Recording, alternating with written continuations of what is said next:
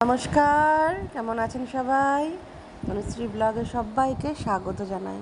চলুন আজকে সারাদিনটি কেমন করে কাটাই সবটাই আপনাদের সাথে শেয়ার করব। ভালো লাগলে অবশ্যই লাইক করে কমেন্ট করে আপনাদের বাড়ির ঠিকানাটি দিয়ে যাবেন, তাহলে আমিও আপনাদের বাড়ি যেতে পারবো। চলুন আজকে মা কি রান্না করছে। আজকে একটা মা দারুণ জিনিস রান্না করছে, দেখতেই পাচ্ছেন কি নিয়ে এসছে। মাটন তো আমার খুবই ফেভারিট। তো আমরা মাটন নিয়ে এসে নুন দিয়ে ভালো করে ডলে আমরা পরিষ্কার করে নিই, তারপর নুন আর হলুদ মাখিয়ে কিছুক্ষণ রেখে দিই। আর ভালো করে বেছে নিতে হয়। আর তারপরে আজকে মা কীভাবে মাটনটা রান্না করে সেটা আপনাদের সাথে পুরোটা শেয়ার করব। আর মেয়ে মাটন খায় না, তার জন্য মেয়ের জন্য কাতলা মাছ নিয়ে এসছে, দেখালামই প্রথমে। তো মাটনটা ভালো করে এখন লবণটা দিয়ে চটকাচ্ছে, ভালো করে লবণ দিয়ে চটকিয়ে ধুয়ে নিয়ে আবার নুন মাখিয়ে রেখে দেবে। আর এই খুব জ্বালাচ্ছিলো বলে ওকে তুলে দিয়েছি। আর আমি মাটনের এখন আলু টালু যা যা লাগবে সব মাকে কেটে দিচ্ছি।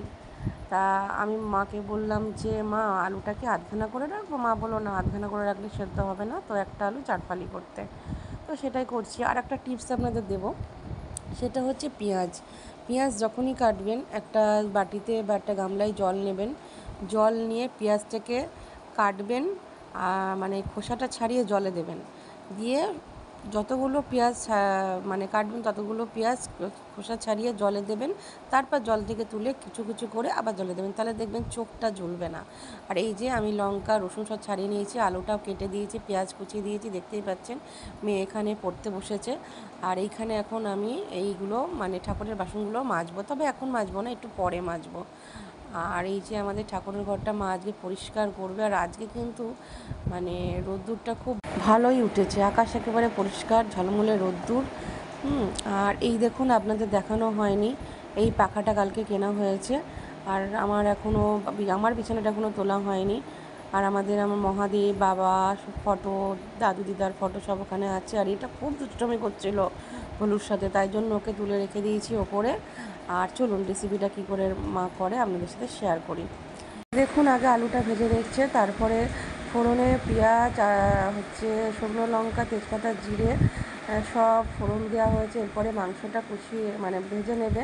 আমরা সব রকম মাংস ভেজে নিই, তারপরে যা যা মশলা দেয় মাংসে সেই সব মশলাগুলো দিয়ে ভালো করে কষাবে। কষাতে কষাতে যখন দেখবে কষাটা অর্ধেক হয়ে যায়, পুরোটা হয়ে গেছে, তখন প্রেশার কুকারে দিয়ে ওটাকে 2-4টে সিটি মেরে নিলেই আমাদের মাংস রেডি হয়ে যাবে। আমরা এইভাবেই মাংস রান্না করি। আর চিকেনটা তো আগের থেকে লবণ দিয়ে ভালো করে ফুটিয়ে জল ফেলে দিয়ে তারপরে ভেজে আমরা চিকেন রান্না করি। আমরা এইভাবেই ভেজে ভেজে রান্না করি। তো কারা কীভাবে করে জানি না, আমার মা তো ছোটো থেকে দেখেছে এইভাবেই রান্না করতে, তো ভালোই হয় খেতে। ওকে বাইরে দিয়েছি, নাহলে ভীষণ মারামারি করবে। আর কালকে থেকে অনেক আহ্বান আরতি অনেক কিছু করার পর আসেনি, তারপর আমি ওই গলায় বকলেস লাগিয়ে ওকে নিয়ে আসা হলো। এই যে দুজনে মিলে, এরা দুজনাই 30 দিন বয়স থেকে আমার কাছে আছে। দুজনাকেই আমি 30 দিন বয়স থেকে মানুষ করেছি। একজনের নাম লুচি, ছোটোটার নাম লুচি, বড়টার নাম সুজি। সুজি আর বকলেস লাগিয়ে এনেছি, দেখো। ঠিক আছে, আমি চাইছি ও এই জায়গাটায় থাকবে, কিন্তু এখন কী করবে ওই জানে। ভালো লাগছে না সুজি? সবসময় পারে বলো একা একা থাকতে? কষ্ট হয় না? এই এই এই এই দেখুন, আমাদের কষানো হয়ে গেছে, প্লাস ওর মধ্যে একটু গরম জলও দিয়ে দিয়েছে। এবার ওটাকে প্রেশার কুকারে দিয়ে কয়েকটা সিটি মারলে আমাদের মাংস পুরো রেডি। আর এইভাবেই আমার মা মাংস করে, ছোটো থেকে দেখে এসেছি মাকে এইভাবেই রান্না করতে। দেখ, এবার তুই এখানে থাকবি, দেখতে পাবি সবাইকে। এই ভলু ভলু,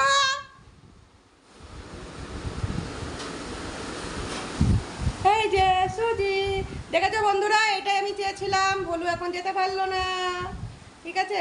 এটাই ছিল আমার গুরুত্বপূর্ণ কাজ। সুজি এখন এখানেই থাকবে।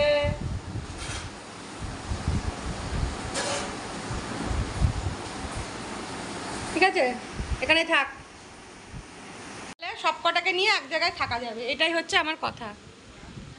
ও তাহলে আমাদেরকে দেখতে পাবে একটু। আচ্ছা ঠিক আছে। আমাদের লাল লাল মাটন কষা, কষা না মাটনের ঝোল লাল লাল, দারুণ আজকের রেসিপিটা। খেতে বসে বললাম, 2 পিস নিয়েছি, এই 1 পিস, এই 1 পিস, আর একটা চর্বি নিয়েছি, 1 পিস আলু নিয়েছি। চলো, মাটন হলে দেরি করা যায় না, ঠিক আছে? স্নান ধান কিছুই করিনি, হাত মুখ ধুয়ে খেতে বসে পড়লাম।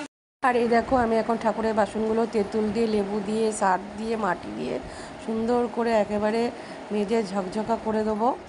আর ঠাকুর ঘরটা আজকে মা পরিষ্কার করবে অনেক দিন পর, মানে মাসি চলে যাওয়ার পর মার মন টনগুলো ভালো ছিল না, তো সেই কারণে করতে পারেনি। তো আজকে মা ঠাকুর ঘরটাকে পুরো পরিষ্কার করবে। আজকে আমাদের এই কাগজগুলো ঠাকুর ঘরে সব পাল্টালো মা, একটু পরিষ্কার করলো অনেক দিন পর।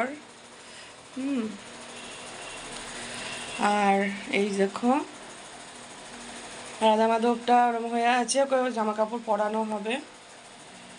আর এই যে এগুলো সব নতুন কাগজপত্র পাতা হলো। দেখুন চাঁদটা কত সুন্দর উঠেছে, গোল হয়ে উঠেছে একেবারে চাঁদটা। ঘরের মধ্যে থেকে আপনাদের দেখাচ্ছি, কি সুন্দর লাগছে না? গোল চাঁদ দেখতে দারুণ লাগে, কি সুন্দর লাগছে চাঁদটা। চলুন, খাওয়া দাওয়া সব হয়ে গেল। এই যে আমার বিছানা টিছানা হয়ে গেল, আমরা এবার খাওয়া দাওয়া করে শুয়ে পড়ব। আর চাঁদটা দেখতে তো দারুণই লাগছে, এই দেখুন। অন্ধকার করে দিই তাহলে আরও ভালো লাগবে, কি সুন্দর লাগছে না চাঁদটা? চলুন তাহলে ভিডিওটা এখানেই শেষ করি।